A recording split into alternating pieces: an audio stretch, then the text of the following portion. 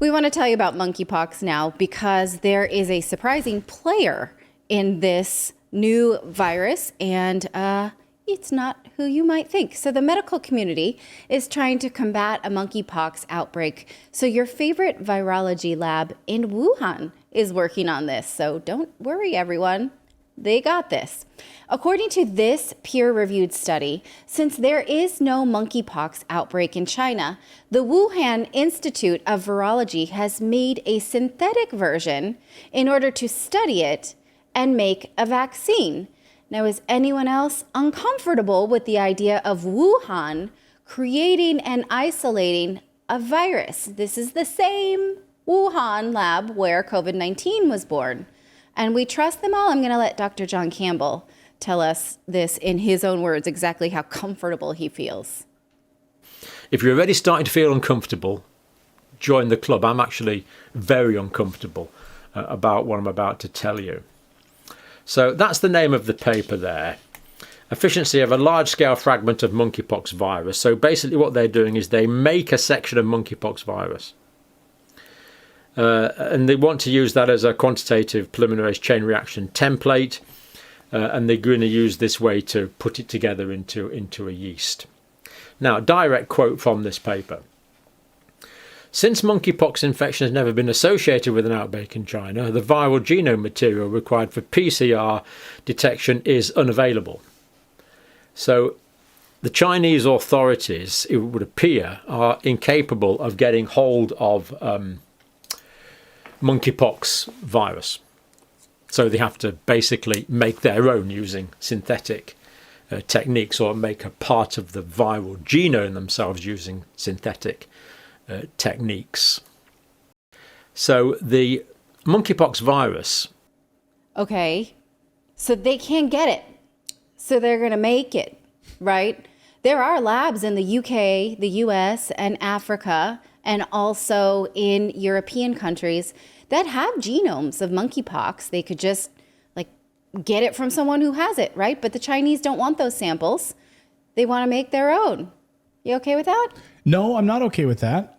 I mean, again, the ridiculousness of it, and you start to unpack this. You think, really, these guys? And by the way, he didn't want to go into this, and Dr. John Campbell didn't want to talk more deeply about this. But let's talk about the National Institutes of Health, and funding this and being involved in this Yes. whole process. Really? And isn't it remarkable then? So when people start talking about conspiracy theories, you're like, oh, you're just a conspiracy nut.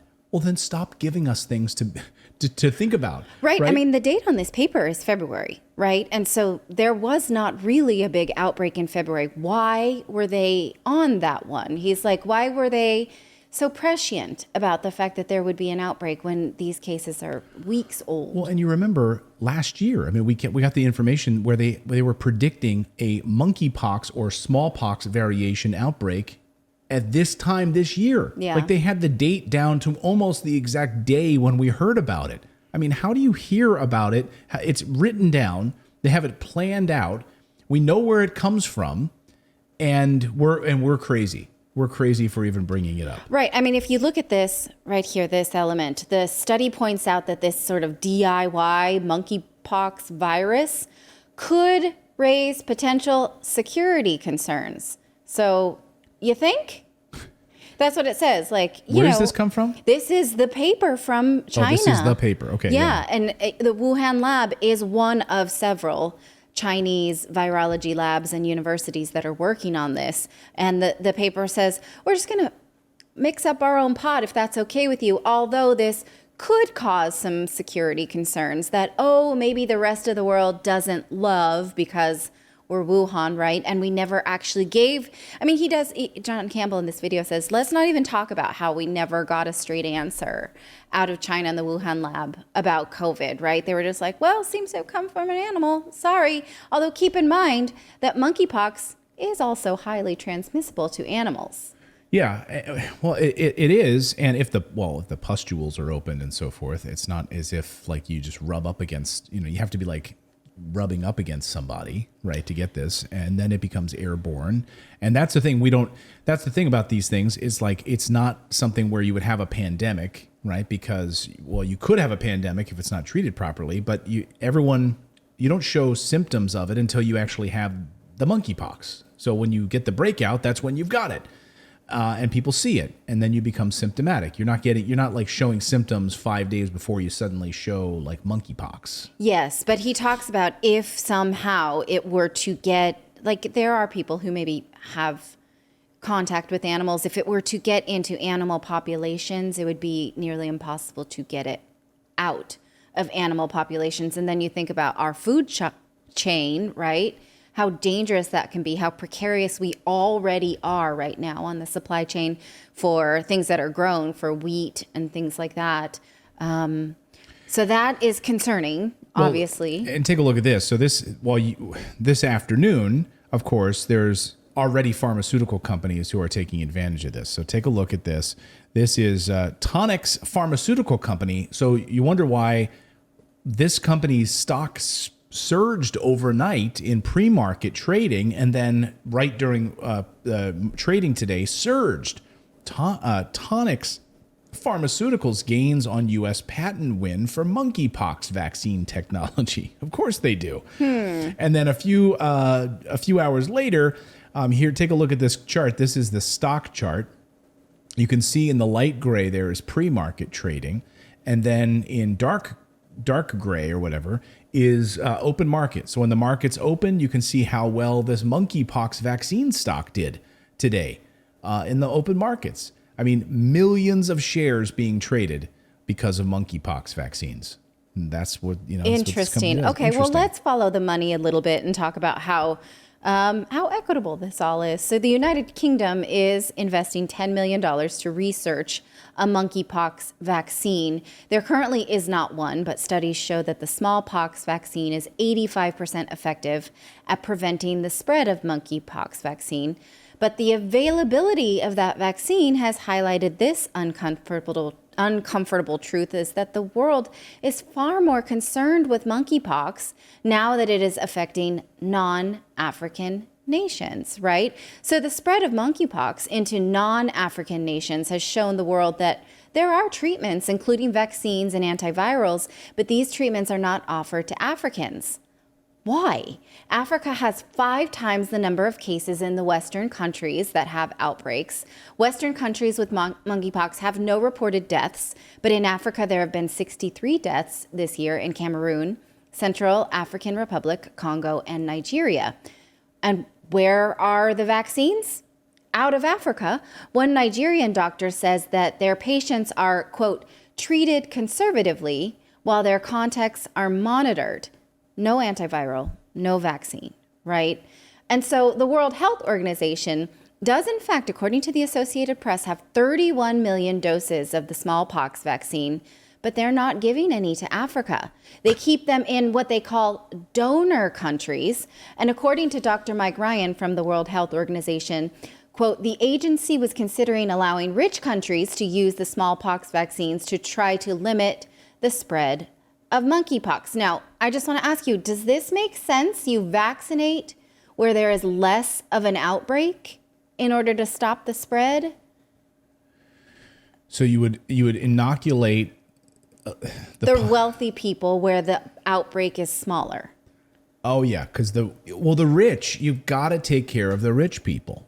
Yes, right? I mean they're basically just saying that, right? They're just right out saying that. I mean, this is exactly what happened during COVID, right? We couldn't get, vaccines well, shipped to Africa. Got their vaccines, yes, dead last. Right. So, yeah, we can't ship them to Africa. But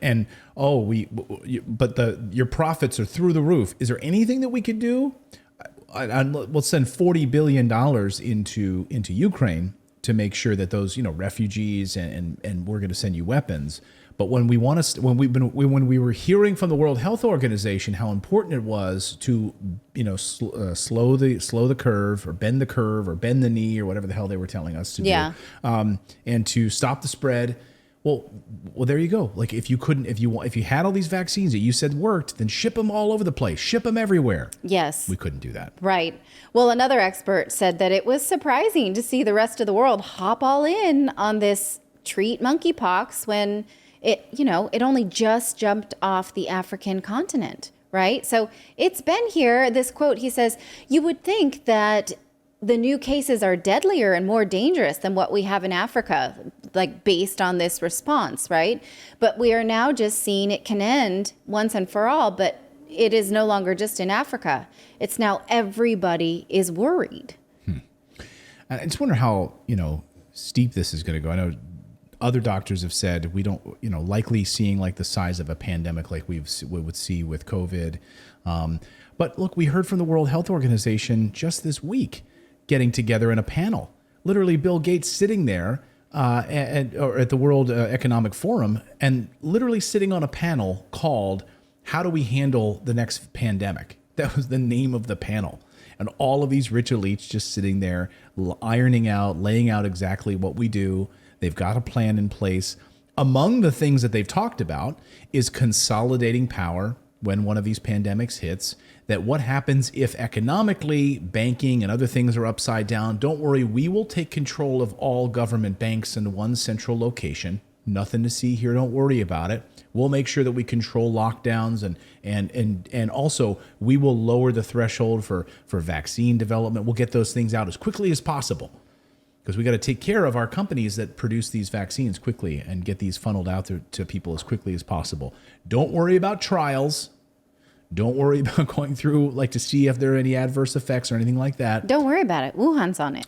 Wuhan's on it.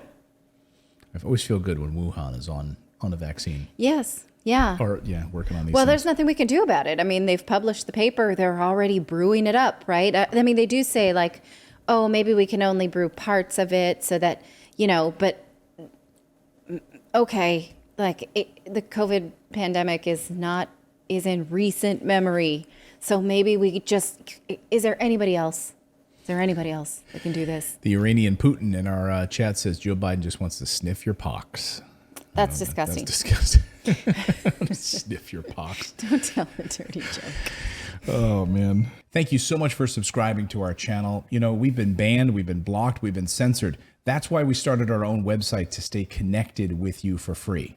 That's right. So head on over to redacted.inc and make sure you're connected with us. You can sign up again at redacted.inc, not .com.